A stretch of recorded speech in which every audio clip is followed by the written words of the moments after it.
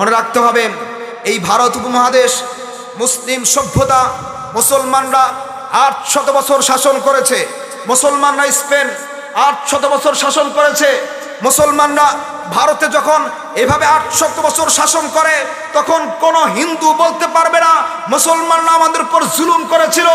কিন্তু এখন মুসলমানদের হাত থেকে যখন ক্ষমতা হিন্দুদের কাছে গেছে, তখন গুজরাটের দিকে তাকালে দেখা যায় মুসলমানদের উপর নির্যাতনের স্ট্রিম রুলার চালানো হচ্ছে।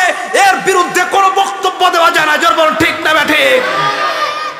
যখন আমরা দেখতে পারি কাশ্মীরে যখন দেখতে পাই মুসলমানদের উপর জুলুম করা হয়, যখন এর বিরুদ্ধে কথা বলা হয়, তখন এক শ্রেণীর মুসলিমরা আমাদের একেবারে গলা চেপে ধরে। যেরকম ঠিক কিনা? এর কারণ একটাই, গোলামের জিঞ্জিরে আমরা আবদ্ধ হয়েছি। মুসলমান আর গোলামের জিঞ্জিরে আবদ্ধ থাকলে চলবে না। মুসলিম যুবকদেরকে আমি লক্ষ্য করে বলতে চাই, এই সমস্ত মেসি, নেইমার এবং ক্রিকেট, ফুটবল খেলা থেকে বিরত হয়ে আসো।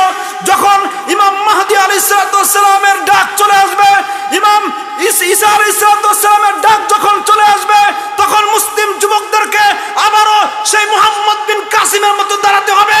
ও যুবকরা, কে কে রাজি আছো মুহাম্মদ বিন কাসিমের মতো দাঁড়াতে? হাত তুলে দেখাও। নারে তাকবীর! ইসলামের শত্রুরা